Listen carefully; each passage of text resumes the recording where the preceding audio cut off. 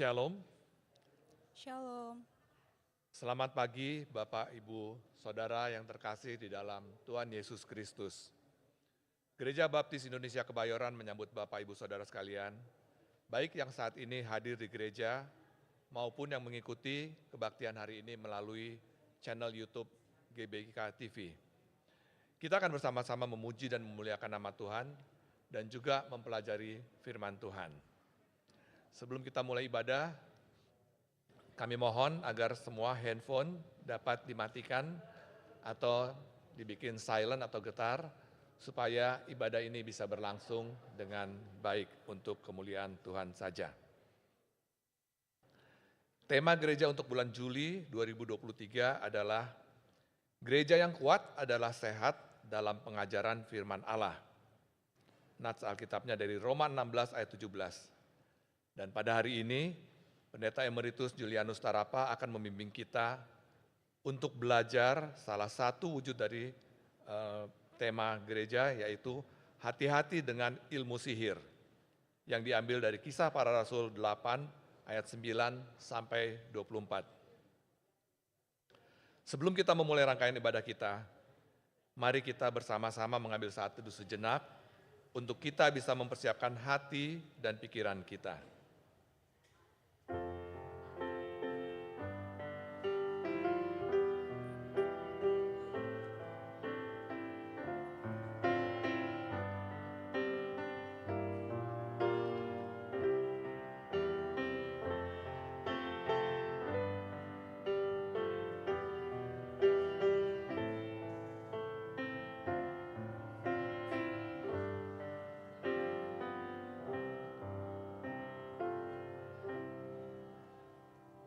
Amin.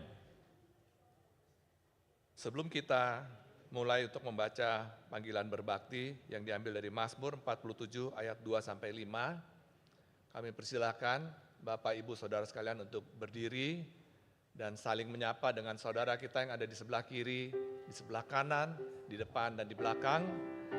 Berikan salam hangat dan senyuman.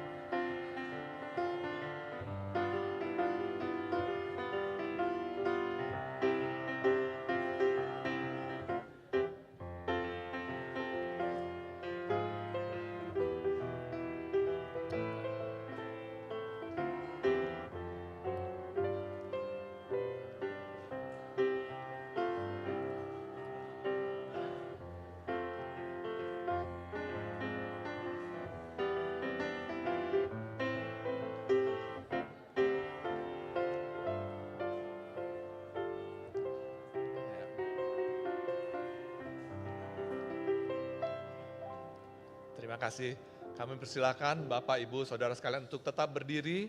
Kita akan membacakan panggilan berbakti kita secara silih berganti yang diambil dari Mazmur 47 ayat 2 sampai 5.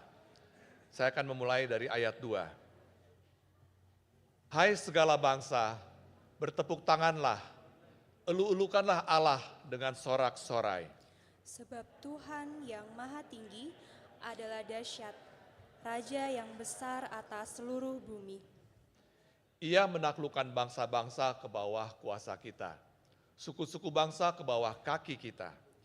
Ia memilih bagi kita tanah pusaka kita, kebanggaan Yakub yang dikasihinya.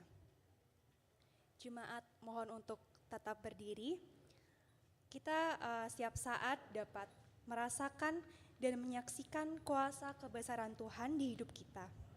Kuasa kebesaran Tuhan memancar di seluruh bumi ini, dan perlindungannya selalu dekat. sehingga kita sebagai anak-anaknya selalu hidup dengan penuh bahagia.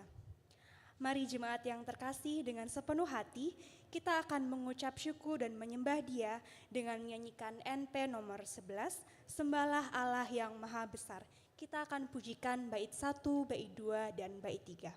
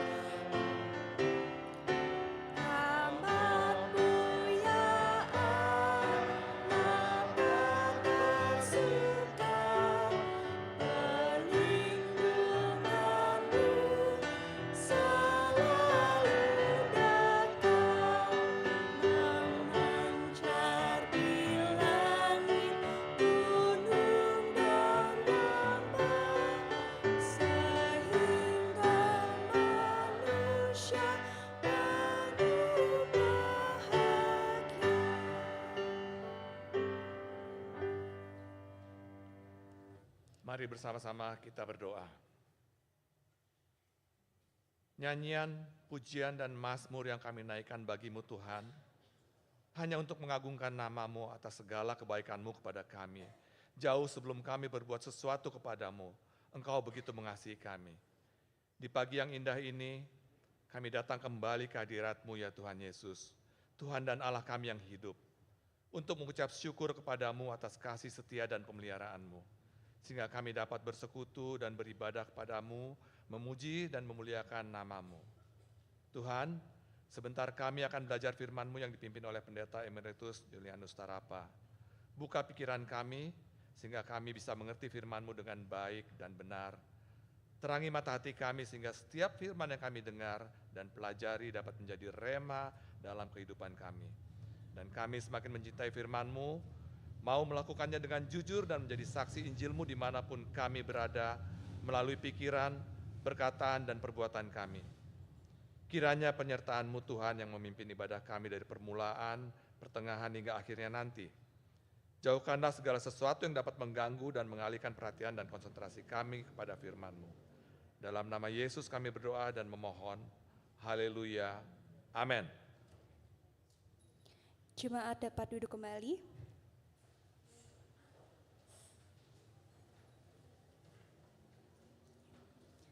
Saya percaya bahwa kita semua di sini memiliki tekad yang sama, yaitu untuk selalu hidup dalam firman Tuhan dan untuk menjauhi setiap larangannya. Saat ini, saya akan mengajak kita semua untuk kembali menyatakan tekad kita kepada Tuhan. Dan dengan penuh semangat, kita akan nyanyikan NP nomor 130, Aku Bertekad. Kita akan menyanyikan di ayat 1, ayat 3, dan ayat 4.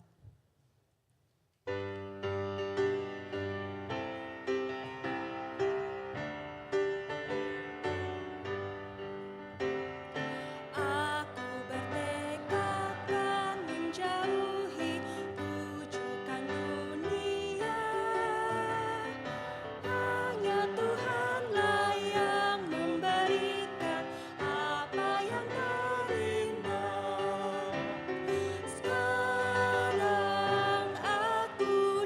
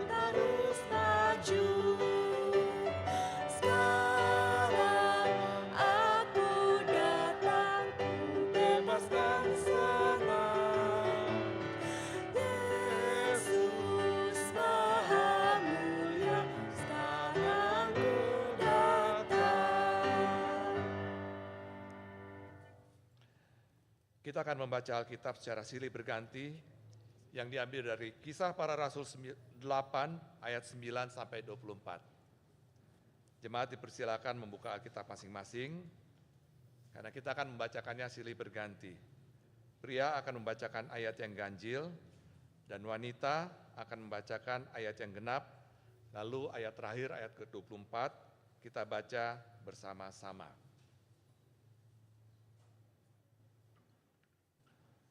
Seorang yang bernama Simon telah sejak dahulu melakukan sihir di kota itu dan mentakjubkan rakyat Samaria, serta berlagak seolah-olah ia seorang yang sangat penting. Semua orang, besar kecil, mengikuti dia dan berkata, "Orang ini adalah kuasa Allah yang terkenal sebagai kuasa besar." Dan mereka mengikutinya, karena sudah lama ia mentakjubkan mereka oleh perbuatan sihirnya. Tetapi sekarang mereka percaya kepada Filipus yang memberitakan Injil tentang kerajaan Allah dan tentang nama Yesus Kristus, dan mereka memberi diri mereka dibaptis baik laki-laki maupun perempuan. Simon sendiri juga menjadi percaya, dan sesudah dibaptis, ia senantiasa bersama-sama dengan Filipus, dan takjub ketika ia melihat tanda-tanda dan mujizat-mujizat besar yang terjadi.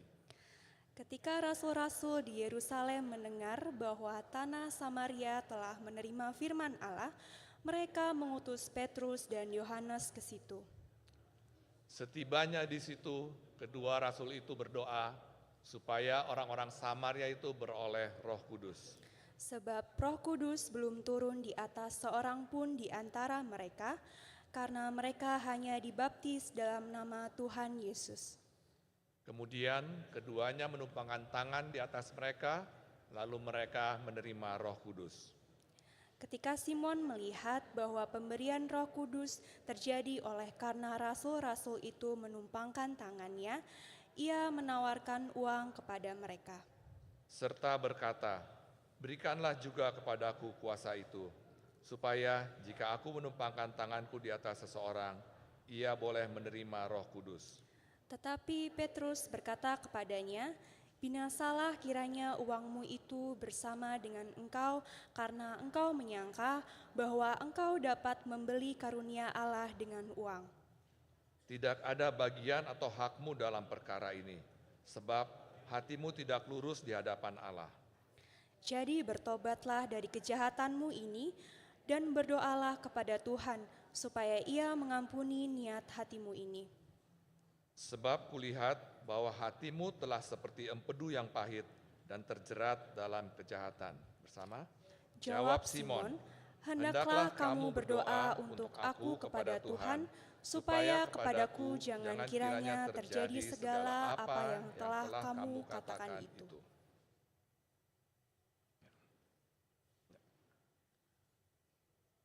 Anak-anak kami persilakan untuk maju ke depan, adik-adik dipersilakan maju ke depan untuk mengikuti ibadah anak di ruang aula.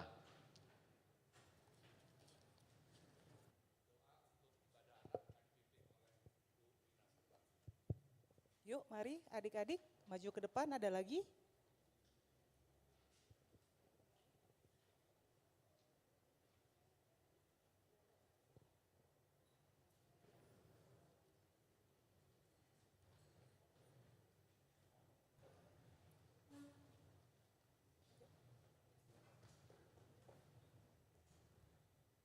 Bapak, Ibu, saudara dan adik-adik, mari kita bersatu di dalam doa.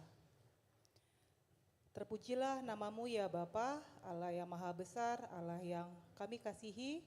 Kami mengucap syukur atas pagi hari ini, kami boleh beribadah bersama-sama di rumahmu.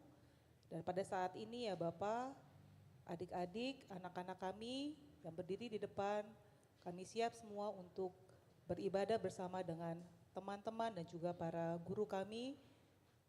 Kami berdoa ya Bapa, supaya Roh Kudus-Mu boleh memimpin anak-anak ini, agar apa yang mereka dengarkan, apa firman Tuhan yang ada di tengah-tengah mereka, boleh mereka lakukan, boleh mereka jalani, dan boleh berakar di dalam hati mereka. Kami menyerahkan guru-guru yang akan mengajar mereka, biarlah segala hikmat boleh ada pada mereka sehingga mereka boleh mengajarkan anak-anak ini dengan pimpinan-Mu. Kami menyerahkan selanjutnya dalam tangan Kau ya Bapa, hanya di dalam nama Tuhan Yesus Kristus, Allah yang Maha Besar, kami berdoa. Amin.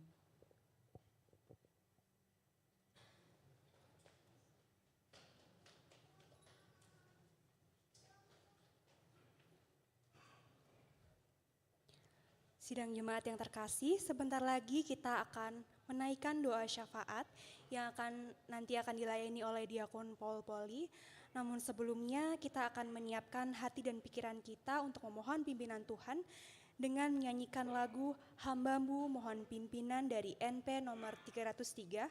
Kita akan menyanyikan ayat 1, ayat 2, dan ayat 4.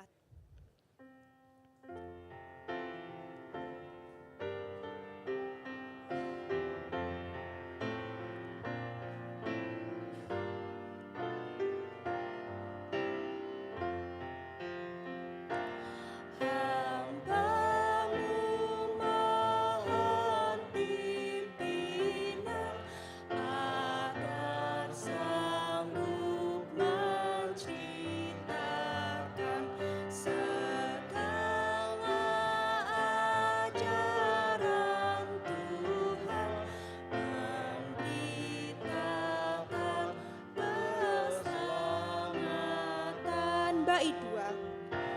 Hamba-Mu Tuhan ajarlah agar sanggup mengajarkan kepada orang yang lemah segala kurnia Tuhan. Bait 4.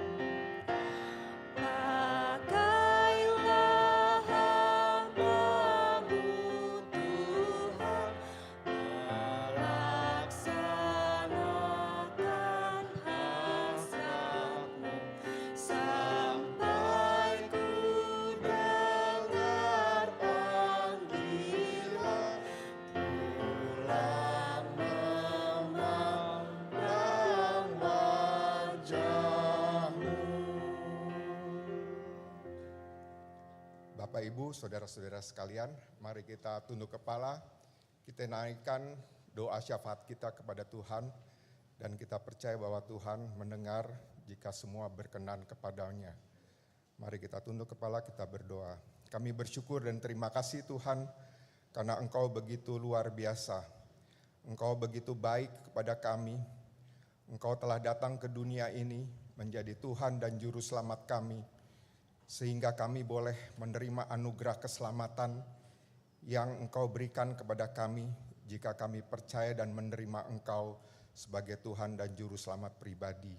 Kami bersyukur Tuhan, karena Engkau juga telah menyiapkan tempat bagi kami di surga, sehingga pada waktu Engkau panggil kami akan tinggal bersama-Mu di surga.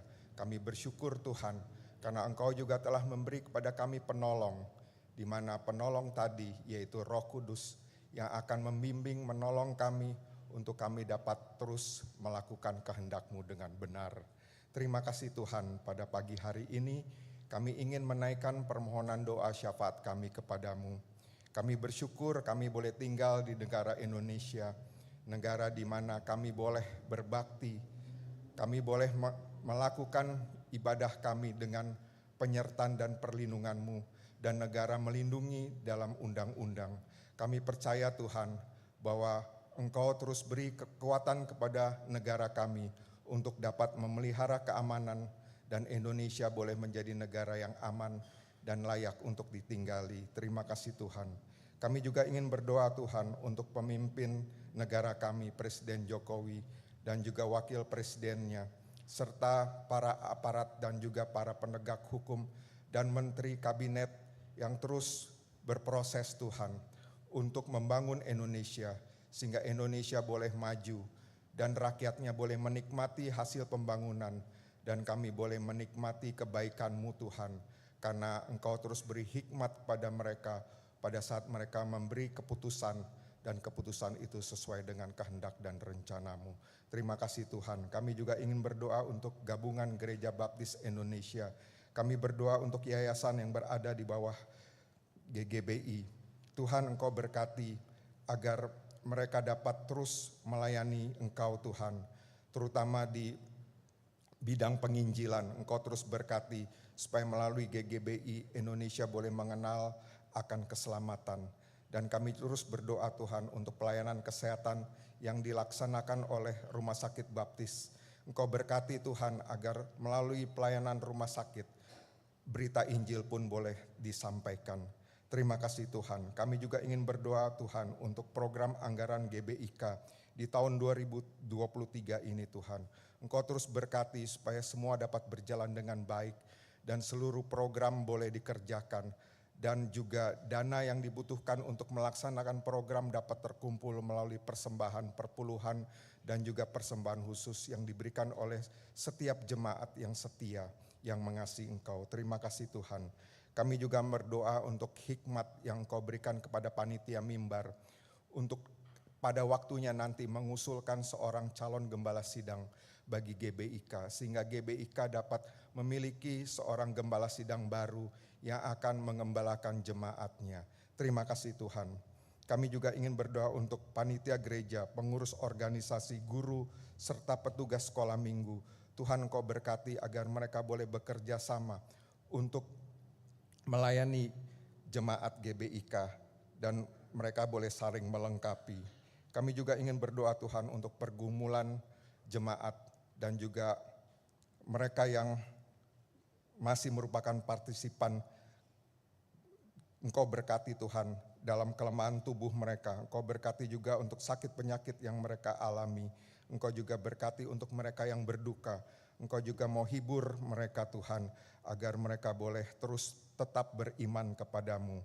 Kami juga ingin berdoa untuk ibu-ibu yang sedang mengandung, untuk Ibu Natasha, Angelin, Gio, untuk Ibu Devita, dan mungkin ibu-ibu lain yang tidak kami dapat sebut. Engkau terus berkati agar ibu dan anak yang ada di kandungannya boleh terus bertumbuh dan pada waktunya boleh melahirkan dengan baik dan selamat. Terima kasih Tuhan. Kami juga ingin berdoa Tuhan untuk bayi-bayi yang ada di GBIK. Engkau terus berkati kedua orang tua mereka. Engkau juga berkati agar bayi-bayi ini boleh bertumbuh, mengenal Engkau. Mereka boleh belajar di sekolah minggu asuhan. Engkau berkati Tuhan agar melalui pengajaran yang diberikan guru-guru mereka, mereka boleh percaya dan menerima Engkau kelak sebagai Tuhan dan Juru Selamat pribadi. Kami juga ingin berdoa Tuhan untuk jemaat kami yang masih mengalami sakit penyakit. Tuhan Engkau mau pulihkan dan sembuhkan mereka melalui tangan dokter, melalui obat-obatan, melalui pemeliharaan dan juga yang mereka boleh terima Tuhan, baik dari rumah sakit maupun di rumah mereka masing-masing. Kiranya Engkau mau jamah pulihkan dan sembuhkan mereka, sehingga mereka boleh sehat dan kuat kembali. Terima kasih Tuhan. Kami juga ingin berdoa untuk rencana pemberkatan nikah Saudara Krishna dan Saudara Ivana yang akan berlangsung tanggal 21 Oktober hari Sabtu jam 10 pagi di GBIK. Tuhan Engkau berkati untuk setiap persiapan yang kedua keluarga ini boleh lakukan.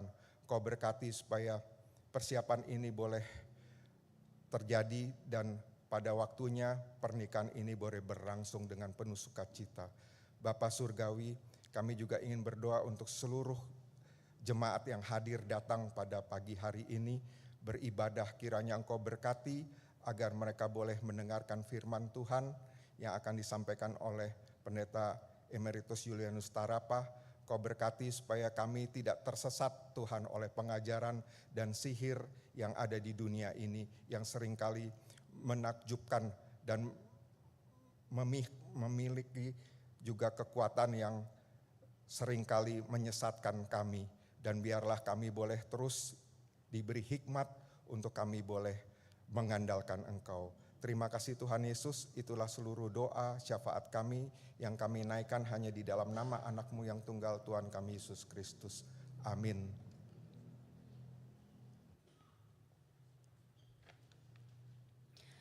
Jemaat yang dikasihi Tuhan, Kita telah senantiasa merasakan kasih dan kebaikan Tuhan di sepanjang hidup kita.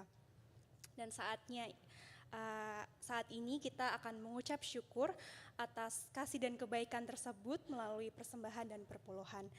Saya mengajak jemaat untuk bangkit berdiri. Kita akan menyanyikan lagu SNP nomor 619, Betapa Baiknya Engkau Tuhan.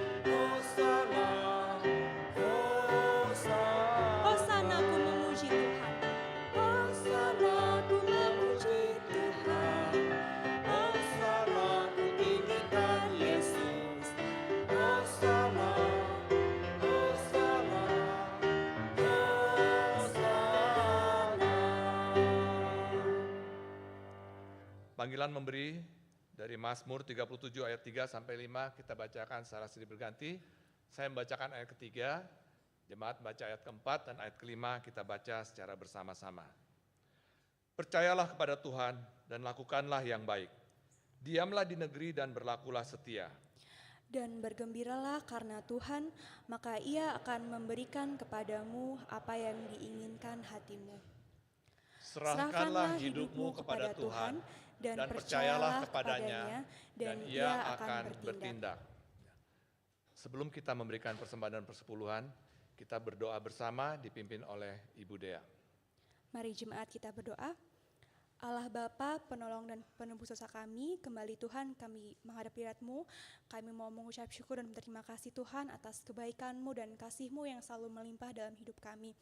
Dan di saat yang baik ini Bapa, kami mau menyerahkan setiap persembahan dan perpuluhan kami kepadamu, dan kiranya persembahan dan perpuluhan ini Tuhan dapat berguna bagi perluasan kerajaan-Mu di muka bumi ini.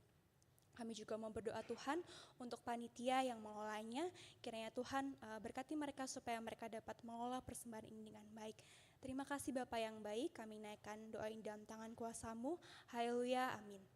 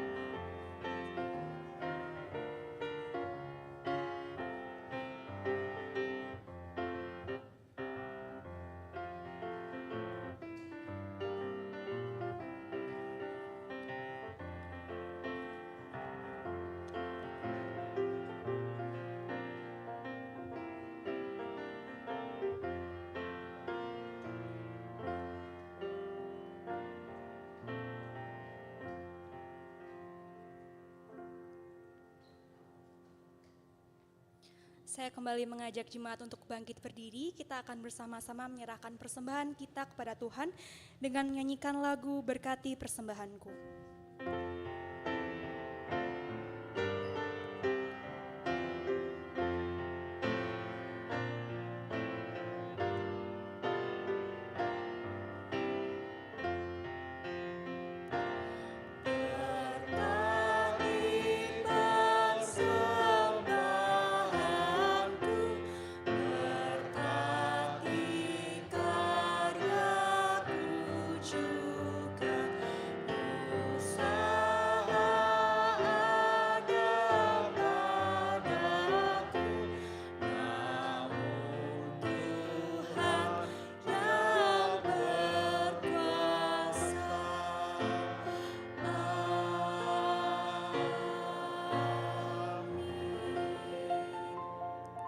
Jemaat dipersilakan untuk duduk kembali.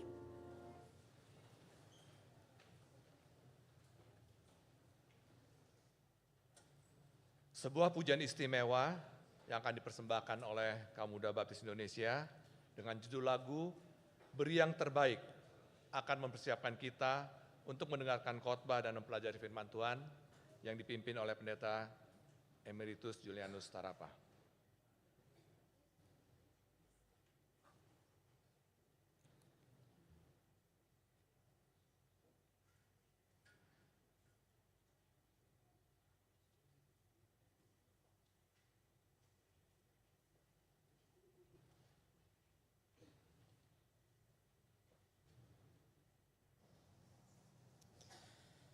Shalom. Izinkan saya mewakili teman-teman KMBI yang mengikuti IBYC pada tahun ini untuk menyampaikan sedikit laporan. Jadi IBYC pada tahun ini dilaksanakan di kota Surabaya. Boleh next Kak Diana.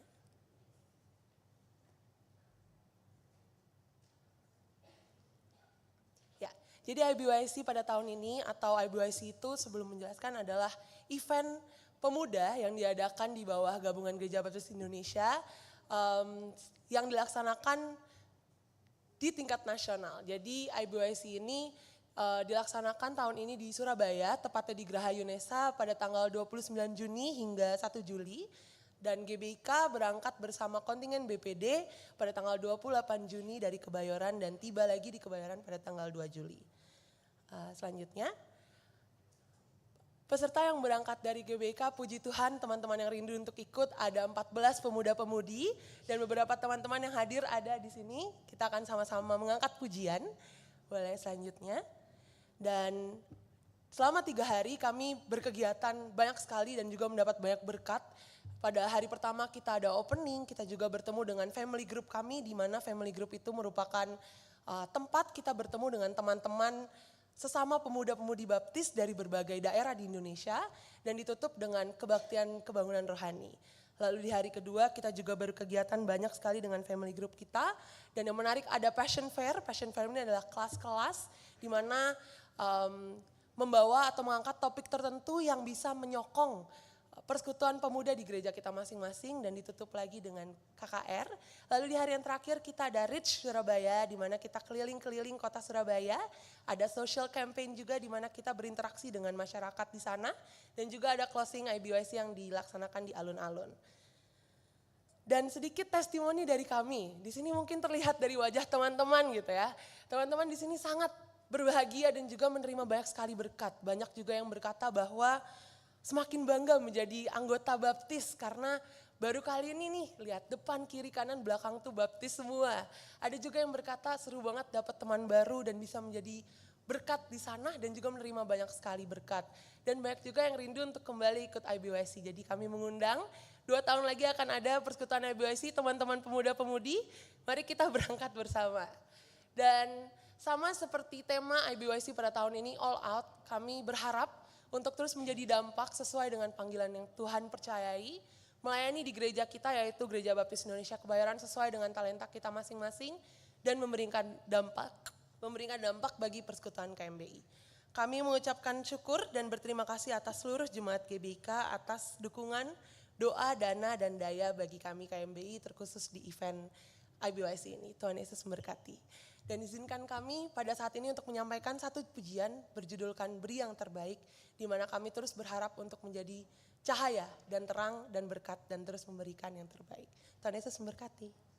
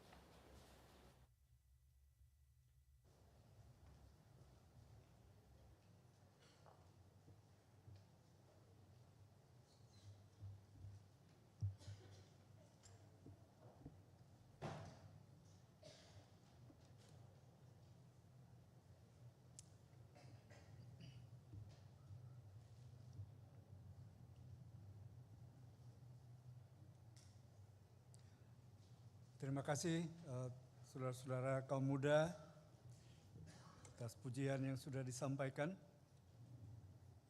Saya harap bahwa ada di antara mereka yang ikut ke persekutuan ini akan menyerahkan hidupnya untuk menjadi hamba Tuhan. Amin. Saya ingat tahun 1960 saya juga ikut persekutuan pemuda dan di sana saya disadarkan untuk menyerahkan hidup saya melayani Tuhan sepenuh waktu. Selamat pagi dan selamat hari Minggu Bapak, Ibu dan saudara-saudara sekalian. Senang sekali kita bisa bertemu lagi bersama-sama pagi ini. Dan sejak minggu yang lalu gereja kita sudah mengadakan 3 kali ibadah, yaitu ibadah yang pertama jam 6:30, lalu ibadah yang kedua tetap seperti biasa jam 9:15, dan ibadah sore jam 5. Jadi, dan masih bisa diikuti melalui streaming. Jadi Tuhan memberi kesempatan yang begitu baik bagi kita untuk beribadah dan menyembah Tuhan. Nah, saudara-saudara, hari ini saya ingin kita merenungkan firman Tuhan yang diambil dari kitab Kisah Para Rasul 8 ayat 9 sampai dengan ayat yang ke-24. Tapi sebelum itu mari kita sekali lagi berdoa bersama-sama. Bapa yang baik, Bapa yang mengasihi kami, kami dengan sepenuh hati mengucap syukur kepadamu ya Tuhan, bahwa Engkau masih memberi kami kesempatan untuk beribadah, untuk datang memuji namamu, menaikkan doa-doa syukur kami, dan juga untuk berbakti mendengarkan firman-Mu. Tolonglah kami Tuhan, supaya melalui firman-Mu kami dapat melihat apa yang Engkau kehendaki dalam hidup kami. Engkau memperlihatkan kepada kami hal-hal yang tidak berkenan kepadamu.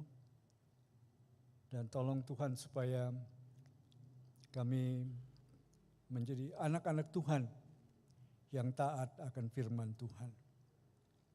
Sertailah kami semua Tuhan, baik hamba-Mu maupun jemaat-Mu ketika kami mendengarkan firman Tuhan. Di dalam nama Tuhan Yesus kami berdoa. Amin. Mari kita membuka Alkitab kita kembali saudara-saudara ke kitab Kisah Rasul-Rasul pasal yang ke-8. Dan kalau saudara membawa Alkitab buku bisa tetap pada pasal ini, atau kalau saudara mengikutinya di dalam Alkitab yang ada dalam handphone saudara, bisa juga tetap pada ayat ini. Dan hari ini kita akan bersama-sama mendengar tentang seorang yang bernama Simon. Simon yang akan kita lihat hari ini bukan Simon Rasul Simon Petrus, salah seorang murid Yesus, tapi Simon yang akan kita lihat ini yang dipaparkan dalam kitab Kisah Rasul-Rasul pasal 8 ini adalah seorang tukang sihir. Ya. Dia seorang tukang sihir dan dia tinggal di kota Samaria. Dan Simon tukang sihir ini menurut firman Tuhan menjadi contoh tentang iman yang tidak menyelamatkan. Mungkin saudara agak terkejut mendengar kata iman yang tidak menyelamatkan, sebab kita tahu bahwa iman selalu menyelamatkan orang yang percaya. Tapi nanti kita lihat dan coba membandingkan dua orang ini yang dua-duanya ada dalam kitab Kisah Para Rasul. Simon punya iman yang tidak menyelamatkan, dan seorang yang lain yaitu Sida-Sida dari Ethiopia yang imannya adalah iman yang sungguh-sungguh, dan kita sebut itu adalah iman yang menyelamatkan. Jadi ada iman palsu dan ada iman yang sejati. Nah, saudara-saudara yang dikasihi Tuhan,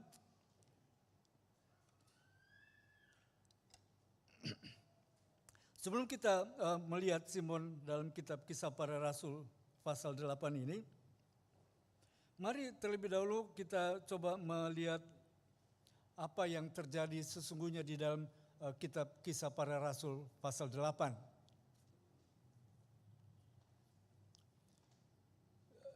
Kitab Kisah Para Rasul pasal 8 ini, yaitu yang ditulis oleh Dr. Lukas, menceritakan satu hal yang sangat luar biasa mengenai pertumbuhan gereja yang mula-mula. Di dalam kitab Kisah Rasul pasal 8 ini, saudara-saudara, diceritakan kepada kita mengenai perkembangan gereja sesudah Yesus Kristus naik ke surga dan sesudah hari Pentakosta. Nah, saya coba mengulangi sedikit apa yang sudah kita baca tadi, saudara-saudara. Bahwa Simon ini sejak lama sudah menakjubkan kota Samaria dengan ilmu sihirnya. Dia seorang yang begitu dikagumi orang, menakjubkan rakyat Samaria, serta dia mulai berlagak sombong. Dia merasa sebagai seorang yang sangat penting di kota Samaria.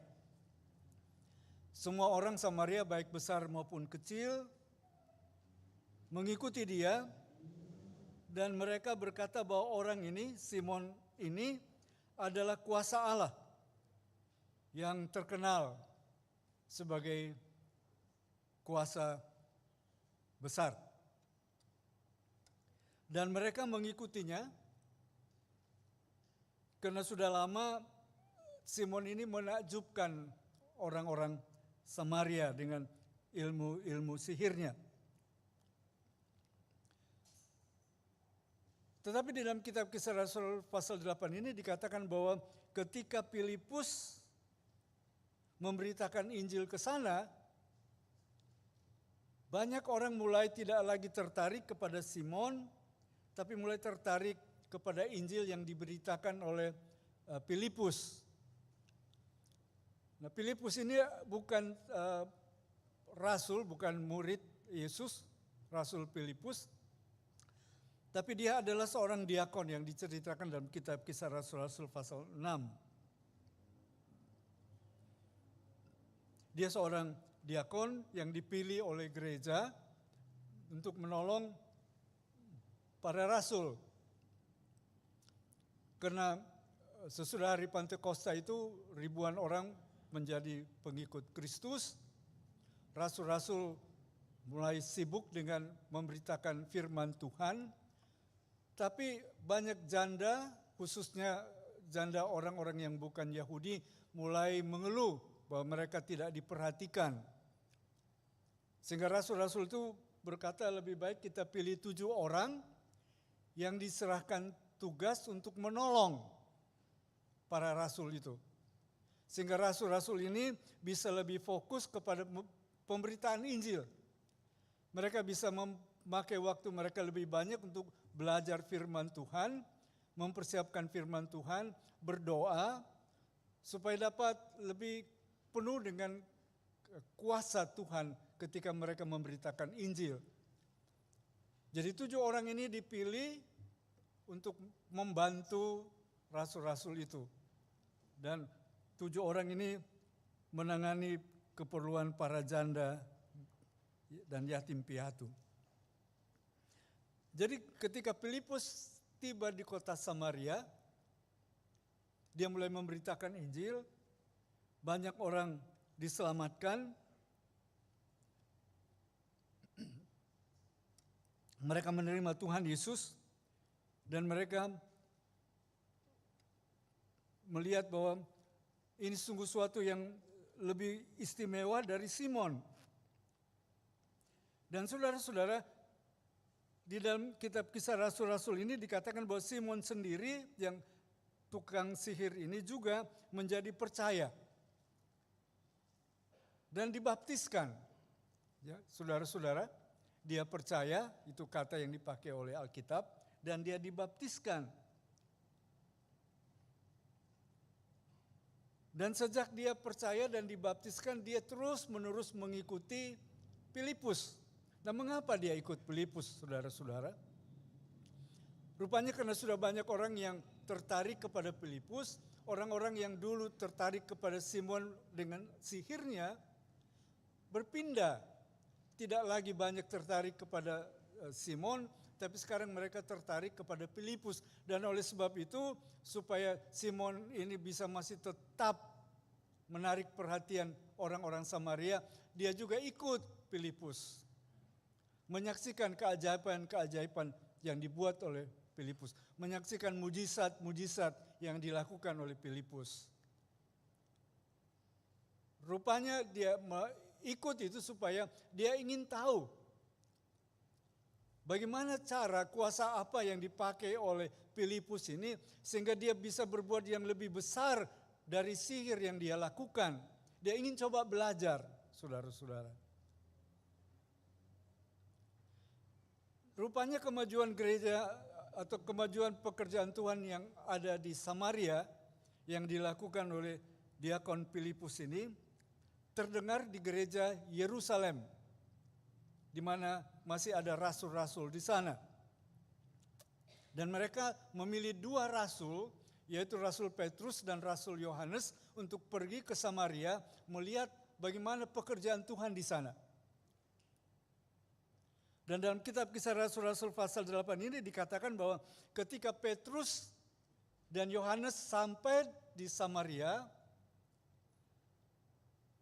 mereka meletakkan tangan atas orang-orang Kristen yang sudah dilayani oleh Filipus.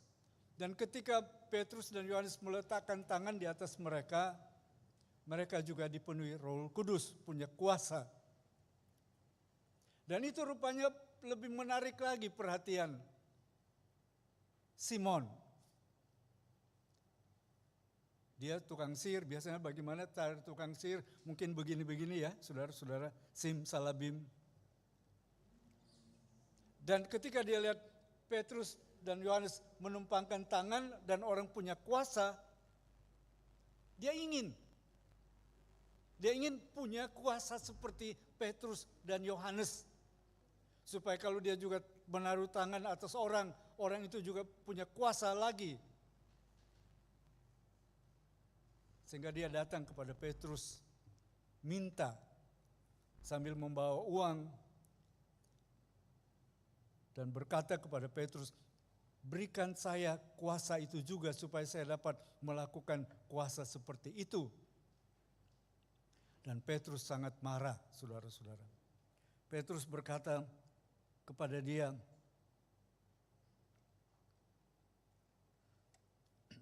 binasalah uangmu itu bersama-sama dengan engkau.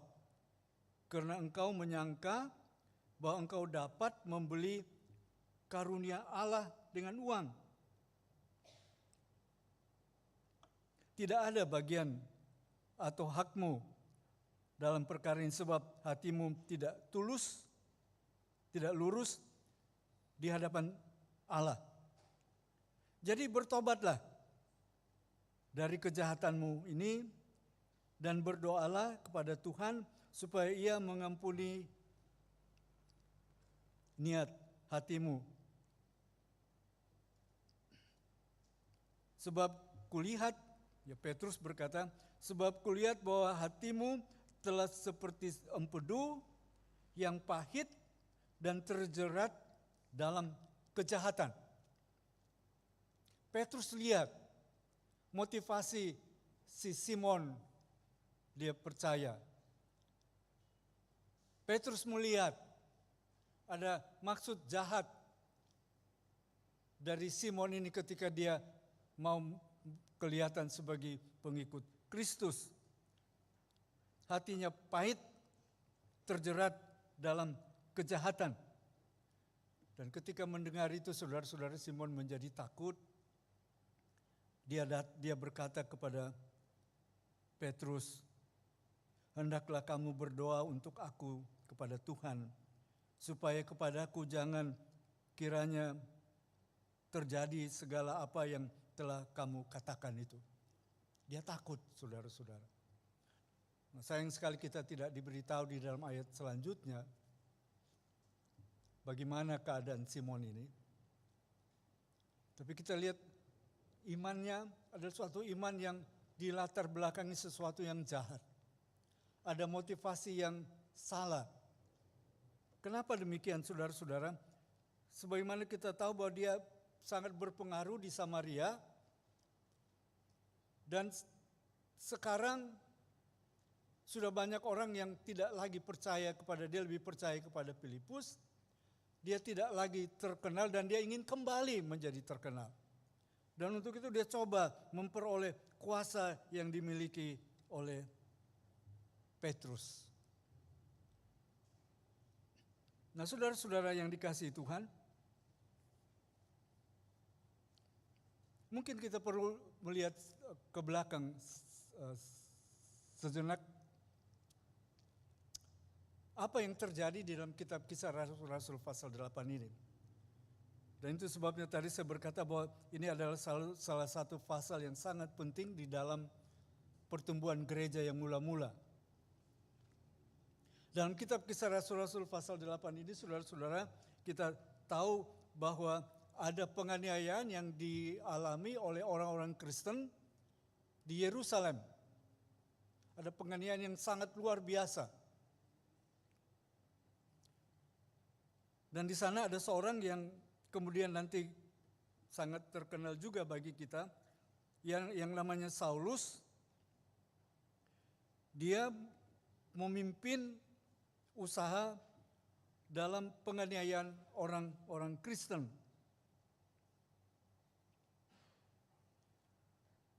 Saulus, dia adalah orang yang ikut menyaksikan, atau sesungguhnya dia yang memimpin eksekusi rajam sampai mati Stefanus. Dia sebagai seorang anggota Mahkamah Agama yang masih muda, dia ditugas menjadi saksi menjalankan eksekusi rajam itu. Dan dialah yang menjaga jubah orang-orang yang merajam Stefanus sampai mati. Dan dikatakan saudara-saudara, di dalam kitab Kisah Rasul-Rasul pasal 8 ayat 3, Saulus berusaha membinasakan jemaat itu, dan ia memasuki rumah demi rumah dan menyeret laki-laki dan perempuan keluar dan menyerahkan mereka untuk dimasukkan ke dalam penjara. Jadi Saulus dia berusaha membinasakan jemaat. Luar biasa ya saudara-saudara. Dia berusaha membinasakan jemaat. Bukan hanya merintangi, tetapi dia ingin supaya tidak ada lagi orang-orang yang percaya kepada Kristus. Dan untuk itu dia pergi dengan surat kuasa dari imam, pergi untuk menangkap orang-orang Kristen. Dia pergi dari rumah ke rumah, sweeping. Dan dikatakan di sini dia menyeret laki-laki ataupun perempuan keluar dari rumah mereka dan menyerahkan mereka untuk dipenjarakan. Kalau tidak, bila mana perlu dibinasakan. Nah, karena penganiayaan ini banyak pengikut Yesus keluar dari Yerusalem. Istilahnya mengadakan diaspora, keluar dari Yerusalem. Rasul-rasul, yaitu murid-murid Yesus, tetap tinggal di Yerusalem, di gereja di Yerusalem. Tapi orang-orang awam, orang-orang biasa karena takut mereka keluar. Tetapi waktu mereka diaspora, mereka keluar ke segala penjuru. Salah seorang di antaranya ialah Filipus yang tadi kita tahu dia meninggalkan gereja Yerusalem dan pergi. Dan orang-orang yang diaspora ini sambil berjalan mereka memberitakan Injil.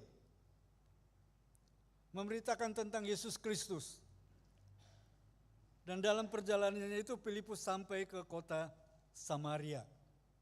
Dan di sana dia mulai berkhotbah, memberitakan Injil tentang Tuhan Yesus, dan banyak orang yang percaya kepada Tuhan Yesus.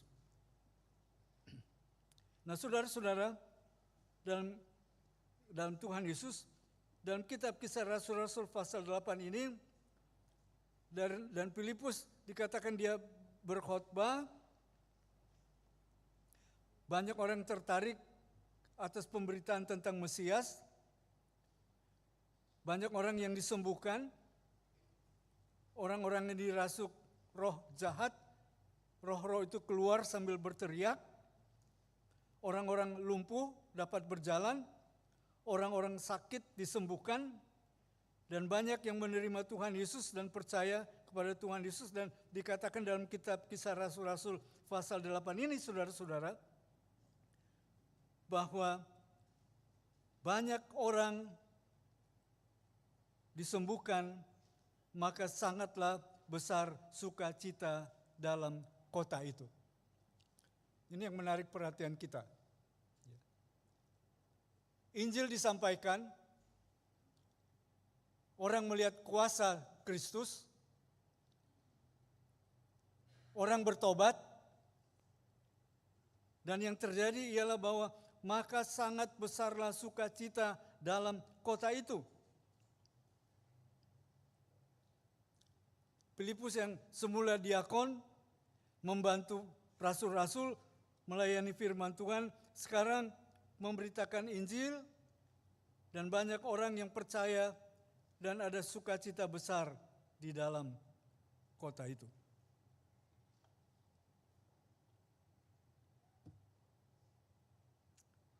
Ini menarik kita, Bapak, Ibu. Tuhan selalu membawa sukacita, ya. Yesus Raja Damai. Dia datang memberikan kepada kita sukacita. Bahkan firman Tuhan berkata bahwa dia memberikan damai sejahtera bagi kita, tidak seperti yang diberikan oleh dunia. Damai dan sukacita yang diberikan oleh dunia ini hanya bersifat sementara. Tapi Kristus memberikan kepada kita damai dan sukacita yang sejati.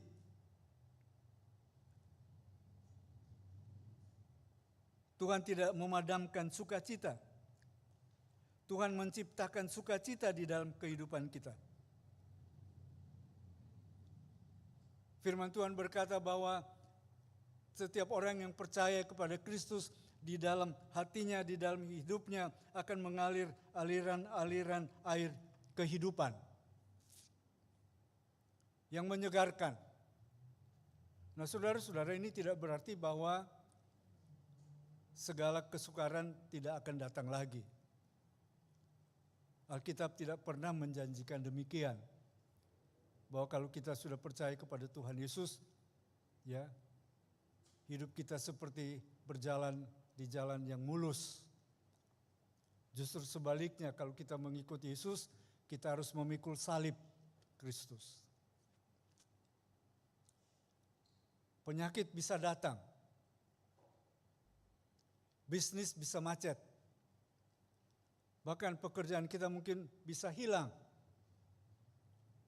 Tapi saudara-saudara, walaupun itu semua bisa dapat terjadi di dalam hidup kita sesudah kita percaya kepada Kristus, tapi damai sejahtera Kristus yang ada di dalam hidup kita memberikan kepada kita kekuatan sehingga kita bisa tahan menghadapi kesukaran-kesukaran yang datang dalam hidup kita.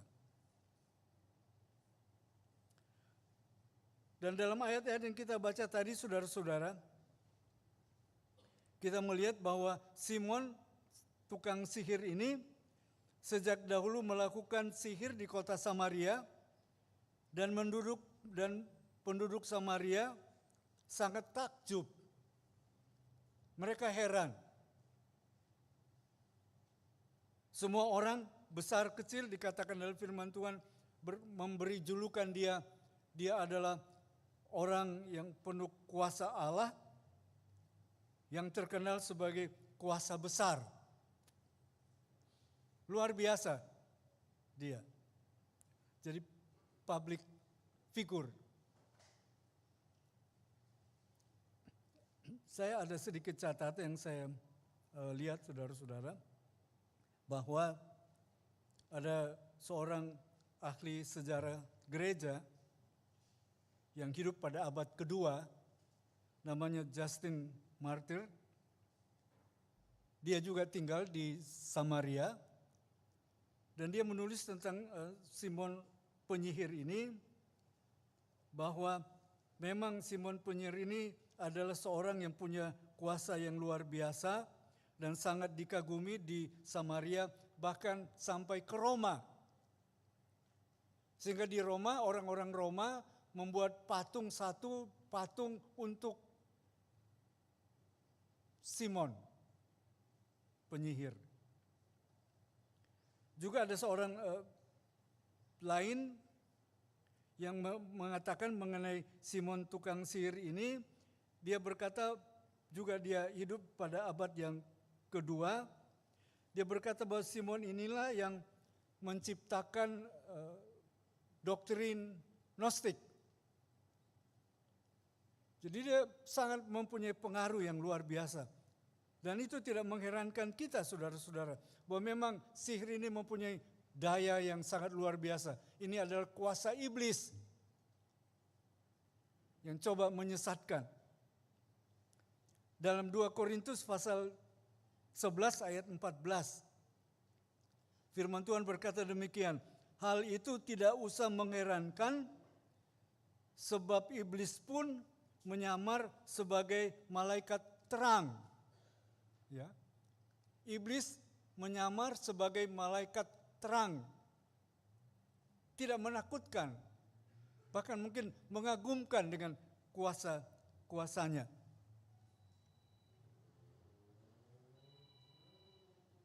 Saudara-saudara,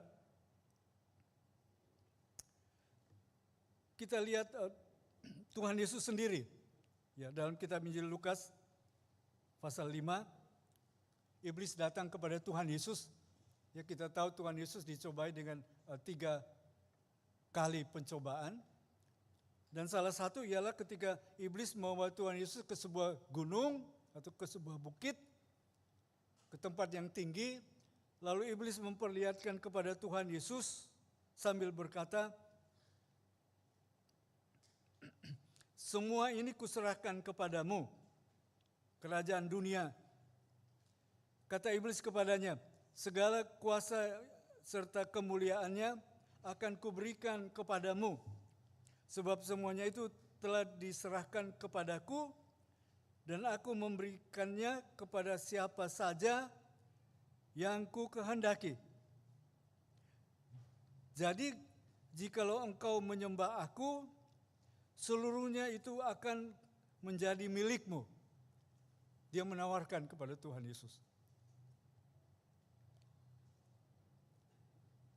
Menurut pendapat saya, saudara-saudara, iblis tahu bahwa Yesus datang ke dalam dunia ini untuk menyelamatkan dunia ini, supaya dunia ini dapat mengikut dia, supaya dunia ini percaya kepada dia, supaya dia berkuasa atas dunia ini. Iblis tahu. Sehingga dia menawarkan, tidak usah ke kayu salib, tidak usah menderita. Semua kuasa, semua dunia ini dan segala kuasa yang ada padanya akan kuberikan kepadamu asalkan engkau menyembah aku. Akan engkau sujud menyembah aku. Apa jawab Tuhan Yesus? Saya melihat jawaban Tuhan Yesus sangat luar biasa, saudara-saudara. Tuhan Yesus tidak berkata, jangan berdusta, iblis. Engkau tidak punya kuasa apa-apa. Saya lebih berkuasa atas engkau. Yesus tidak berkata demikian. Tapi Yesus hanya berkata, ada tertulis, engkau harus menyembah Tuhan Allahmu. Dan iblis gagal. Iblis pergi. Jadi saudara-saudara, memang iblis punya kuasa. Dan salah satu kuasa yang dia pakai ialah melalui cara ilmu sihir dan banyak macam seperti itu juga. Dan kita bisa melihat di dalam Simon tukang sihir ini yang membuat seluruh rakyat Samaria takjub kepadanya. Kuasa besar.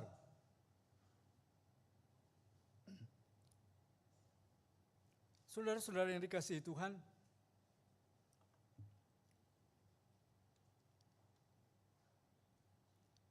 firman Tuhan menyatakan kepada kita bahwa setelah peristiwa Simon dengan Filipus, malaikat Allah datang kepada Filipus dan menyuruh Filipus pergi ke jalan lurus yang turun dari Yerusalem. Nah, saya pindah ke pokok ini, saudara-saudara, untuk coba memperlihatkan kepada kita perbandingan iman Simon orang kusta dan Simon sida-sida. Sebab ketika Simon diminta oleh Allah pergi ke jalan lurus yang datang turun dari Yerusalem, dia dipertemukan dengan seorang pembesar negeri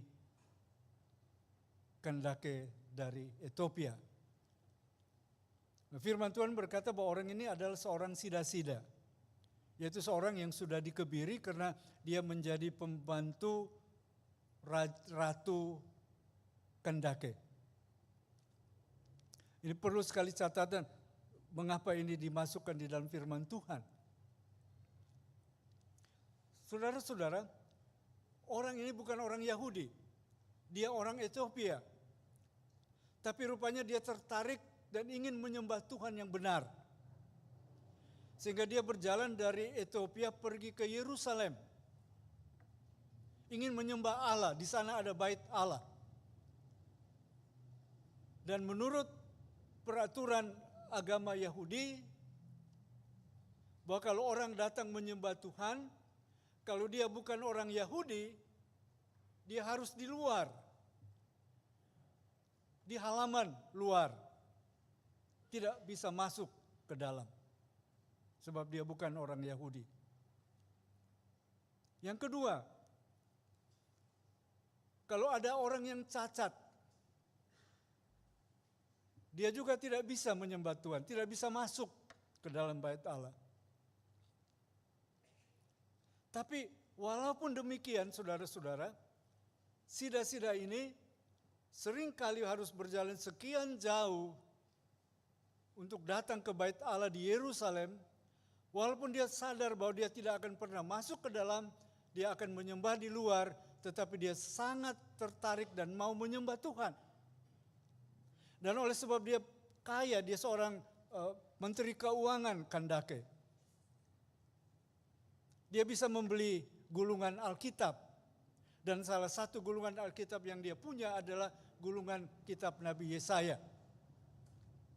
Jadi dia ketika turun dari Yerusalem, dia sedang membaca Alkitab Nabi Yesaya di dalam keretanya. Dan sekarang kita bisa melihat bagian mana dia baca dalam kitab Nabi Yesaya, yaitu kitab Nabi Yesaya pasal 53 yang menceritakan tentang Tuhan Yesus, Mesias yang akan dianiaya, akan disalibkan. Nah, ketika dia sedang membaca kitab Nabi Yesaya itu, Allah menyuruh Filipus untuk mendekati kereta itu.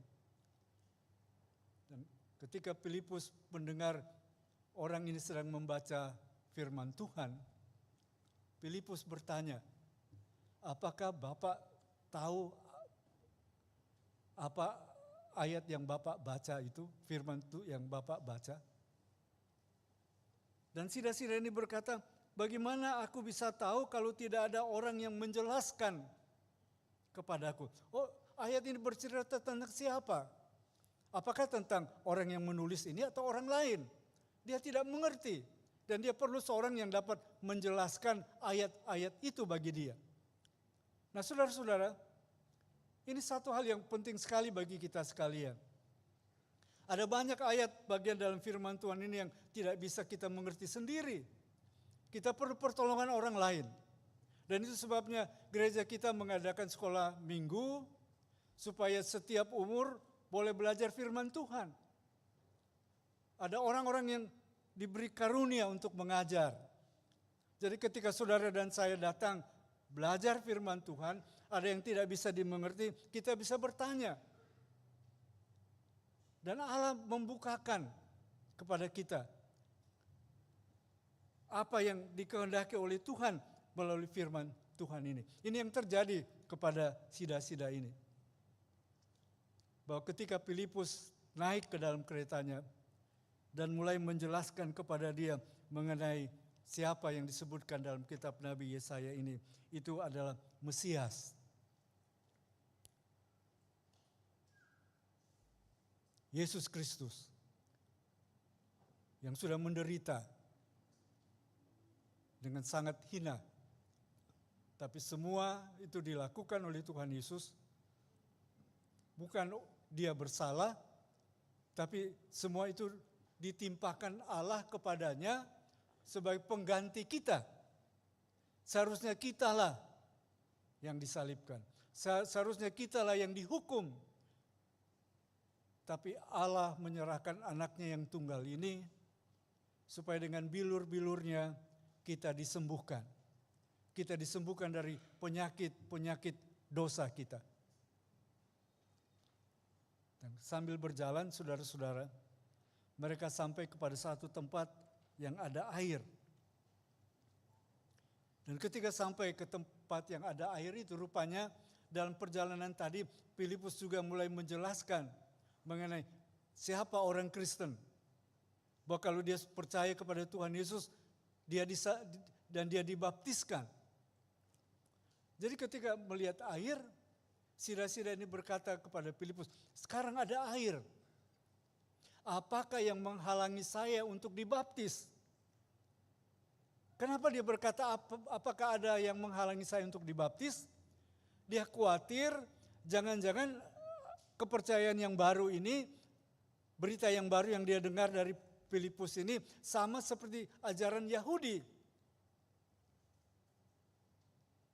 Kalau ada syarat, kira-kira itu menghalangi dia untuk menjadi orang Kristen tidak? Dan Filipus berkata, kalau kamu percaya, kamu dibaptiskan. Dan luar biasa saudara-saudara, firman Tuhan berkata kepada kita bahwa orang ini lalu percaya kepada Tuhan Yesus sebagai Tuhan dan Juru Selamatnya, dan dia dibaptiskan. Jadi saudara bisa lihat ada perbedaan. Kalau iman Simon tukang sihir, ada maksud jahat, ada niat jahat, ingin tetap terkenal untuk dirinya sendiri. Dia ingin punya kuasa supaya dapat kembali lebih terkenal seperti tukang sihir yang dulu. Supaya dari situ dia dapat memperoleh keuntungan, uang, materi. Tapi sida-sida itu tidak. Sida-sida ini sungguh-sungguh percaya, dia percaya kepada Tuhan Yesus, bahwa Tuhan Yesus sudah mati di atas kayu salib, bahwa Tuhan Yesus sudah menanggung segala dosanya, dan dia menerima sebagai Tuhan dan Juru Selamatnya. Saya harap saudara mempunyai iman yang benar. Saya harap bahwa saudara-saudara mengikuti Yesus dengan motivasi yang benar. Bahwa dia adalah Tuhan. Dia adalah Juru Selamat kita. Nah saudara-saudara, sekarang mari kita pindah ke pokok pembicaraan yang hari ini. Yaitu apa itu sihir. Ya saudara-saudara. Dan sangat menakjubkan kita bahwa di dalam Alkitab banyak peristiwa berbicara tentang sihir. Jadi memang sihir itu ada. Ada dicatat di dalam Alkitab. Salah satu mungkin saudara ingat ketika Allah memilih Musa untuk membebaskan bangsa Israel. Dia tawar-menawar dengan Tuhan. Musa merasa tidak sanggup untuk memimpin bangsa Israel. Musa merasa terlalu berat. Dia tahu bangsa ini bangsa yang sukar diatur. Tapi sesudah berkali-kali menolak, akhirnya Tuhan meyakinkan dia dengan memberikan tongkat. Bahwa dengan tongkat ini Allah akan menunjukkan bahwa dia mempunyai kuasa. Allah memberikan dia kuasa. Kita tahu bahwa dengan tongkat itu Musa bisa membuat ketika dijatuhkan ke tanah menjadi ular. Lalu ketika dia menghadap Firaun, dia dengan tongkat ini Musa memukul air menjadi darah. Dengan tongkat ini Musa bisa mendatangkan katak, mendatangkan ulat pikat. Banyak mujizat. Tapi Firaun masih keras hati juga. Dia juga mengundang tukang-tukang sihir yang dia punyai. Dan mereka juga bisa buat. Bisa buat ular, bisa menjadikan air menjadi darah. Jadi saudara-saudara, Alkitab mencatat di dalam firman Tuhan ini bahwa memang ada kuasa di dalam tukang sihir. Sihir adalah kekuatan yang dipakai iblis untuk melawan kehendak Tuhan. Untuk menghalang-halangi pekerjaan Tuhan. Coba mari kita lihat satu ayat di dalam firman Tuhan di dalam kitab Yeremia pasal 27 ayat 9 sampai 10. Karena ayatnya tidak terlalu panjang, mari kita baca bersama-sama ya saudara-saudara. Yeremia pasal 27 ayat 9 sampai dengan ayat yang ke-10.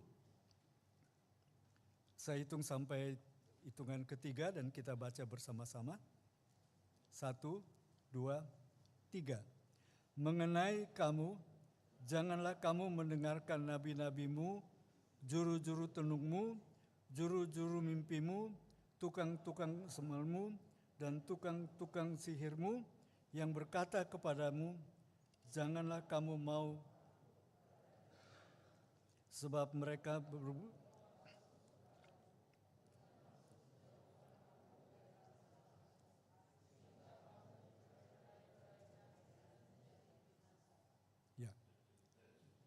Jadi ada kuasa ya di dalam tukang-tukang sihir itu. Tukang sihir coba akan mengelabui, menipu mereka supaya mereka tidak mau mendengar Tuhan sehingga mereka dicerai-beraikan dan menjadi binasa. Iblis mau kita binasa. Satu lagi saudara-saudara coba lihat di Yehezkiel pasal 13 ayat 18 sampai 22. Yehezkiel pasal 13 ayat 18 sampai 22. Kita baca lagi bersama-sama. 1, 2, 3. Katakanlah beginilah firman Tuhan Allah.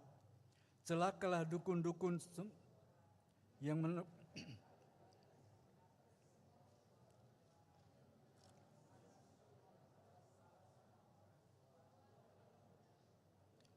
Apakah kamu hendak menangkap jiwa orang yang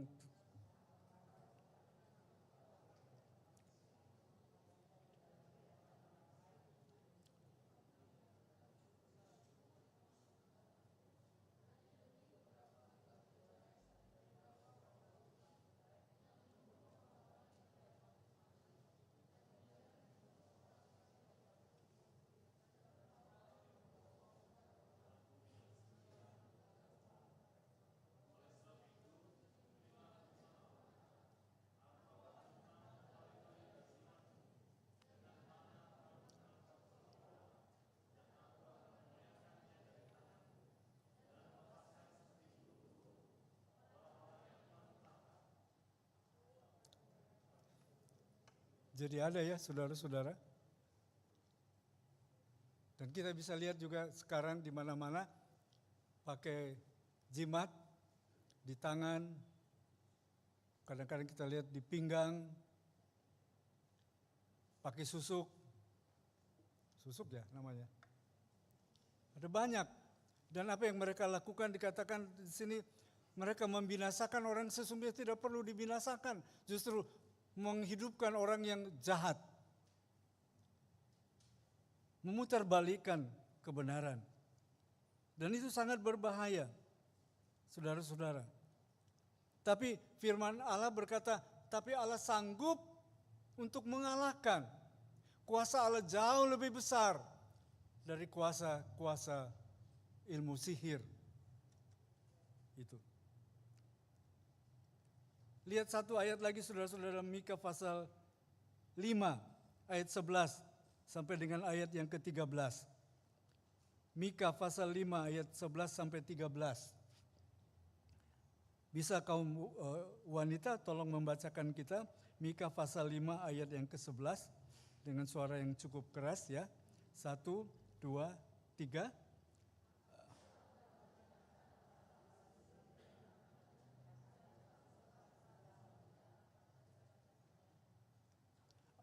Aku akan melenyapkan patung-patungmu dan tugu-tugu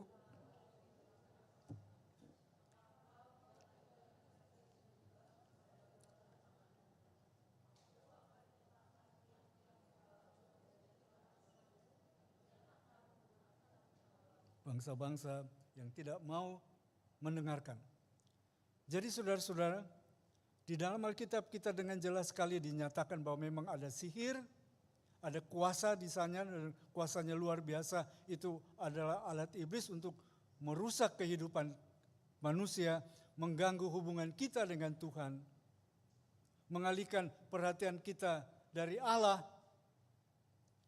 Tapi kuasa Allah jauh lebih besar.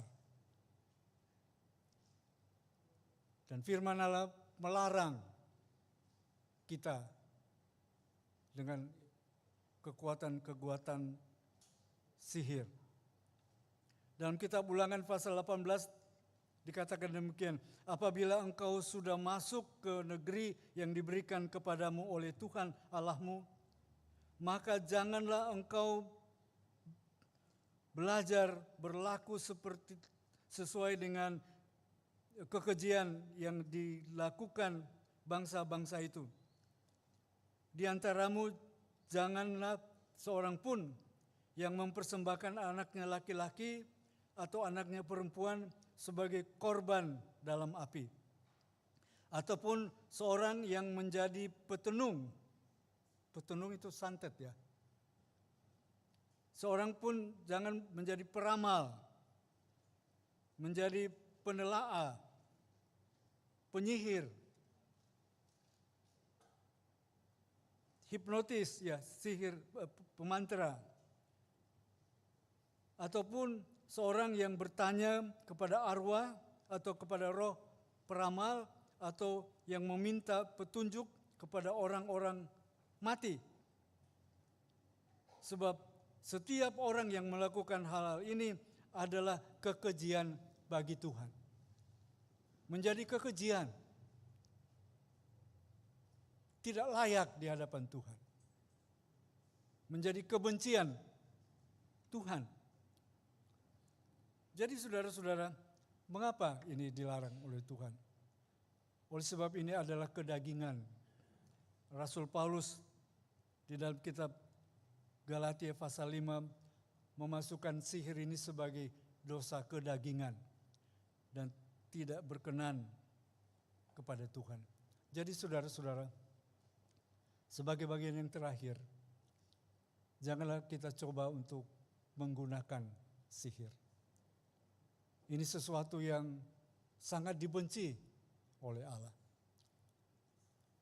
Dan kita tidak usah takut terhadap kuasa-kuasa iblis ini. Sebab kuasa Tuhan kita jauh lebih besar. Ya. Jauh lebih besar. Jadi marilah kita terus bersandar kepada Tuhan, mempercayakan diri kita kepada Tuhan, dan pasti Tuhan akan melindungi kita. Mari kita berdoa. Bapa yang di surga, terima kasih atas firman-Mu. Hari ini kami diperlihatkan oleh firman Tuhan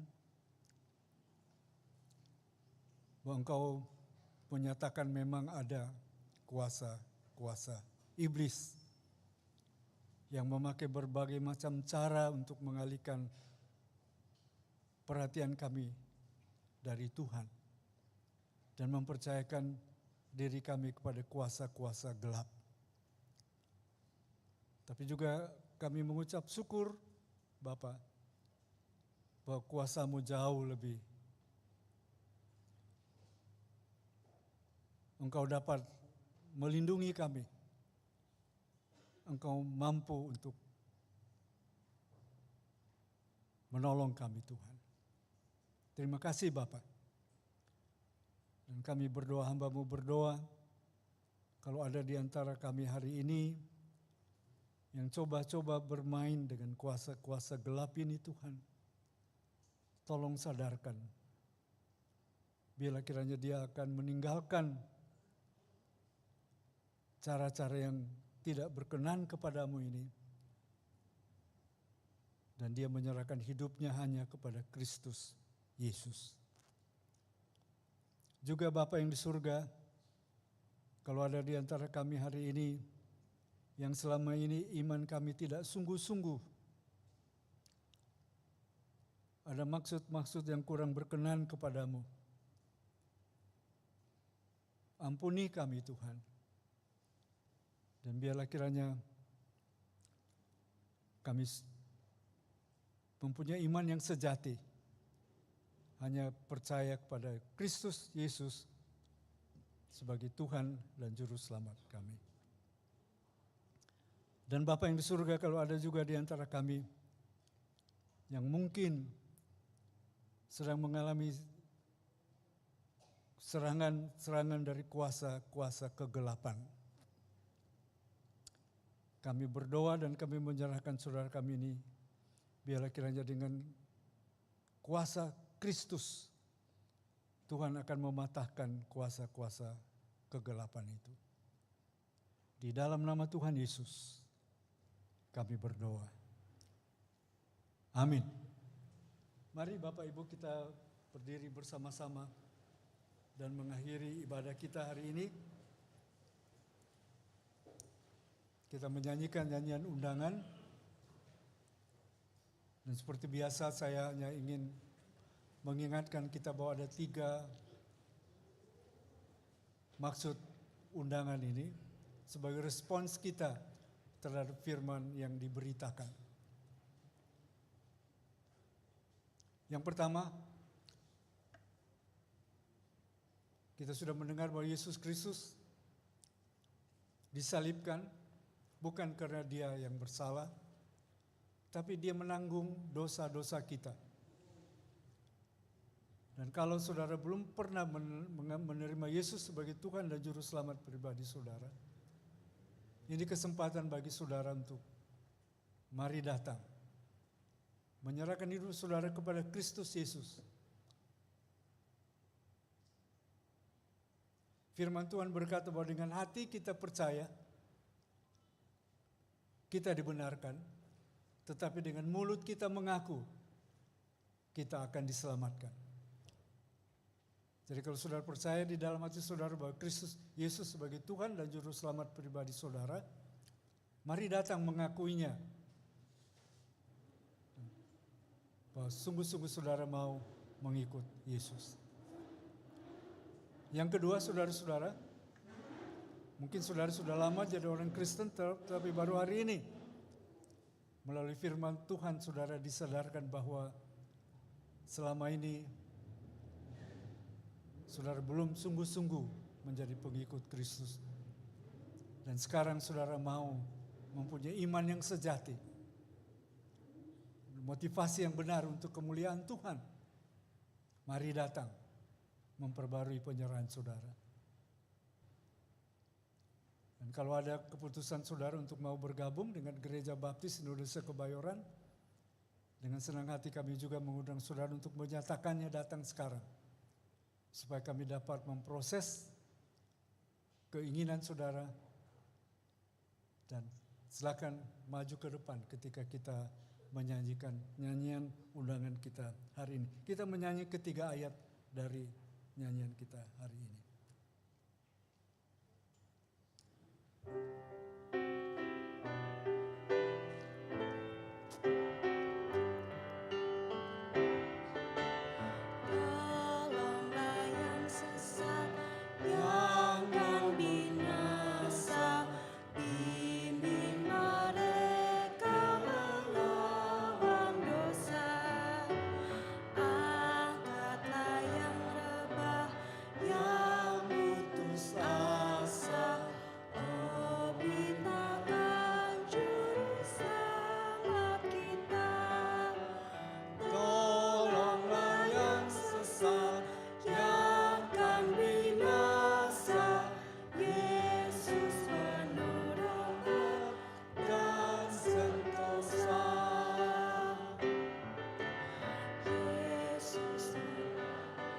Saudara mau, ini saat yang baik bagi saudara untuk datang sekarang.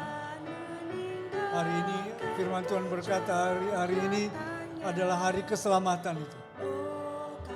Jangan sia-siakan kesempatan yang diberikan oleh Tuhan bagi saudara. Mari datang.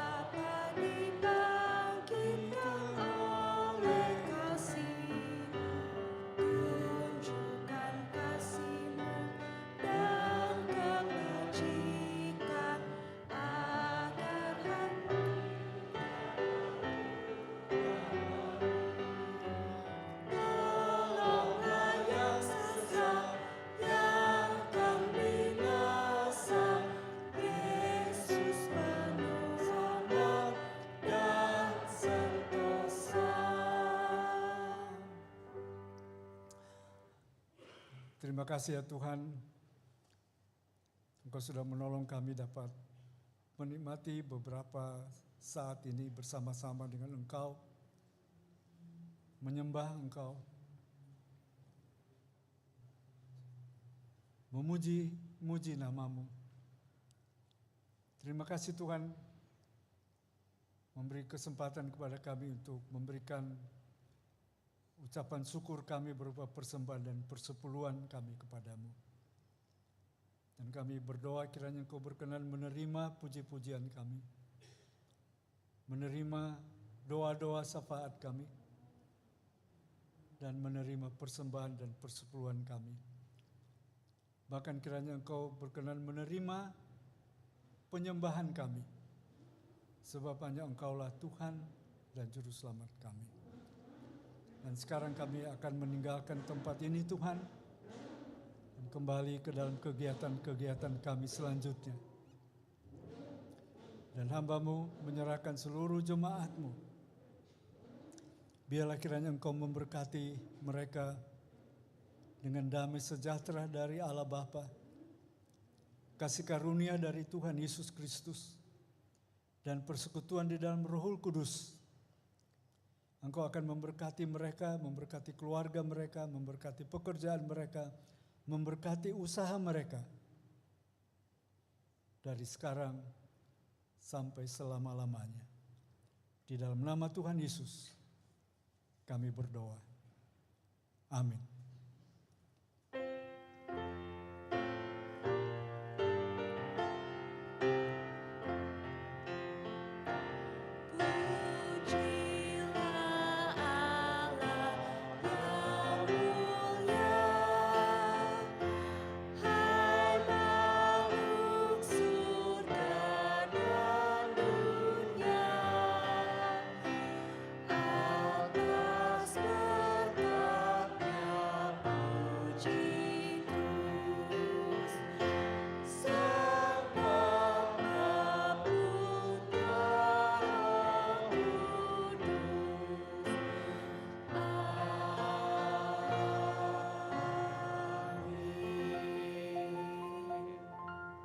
Silakan duduk, ada pengumuman. Ya, pengumuman untuk hari ini. Pelayan firman Tuhan pada hari ini dari ibadah jam 6.30, jam 9.15 dan pagi ini, dan juga nanti sore jam 17 oleh Pendeta Emeritus Julianus Tarapa. Ibadah minggu pada tanggal 16 Juli minggu depan, ibadah pertama, ibadah kedua, dan ibadah sore akan dipimpin oleh Pendeta Dr. Robinson Rimun, Master of Theology.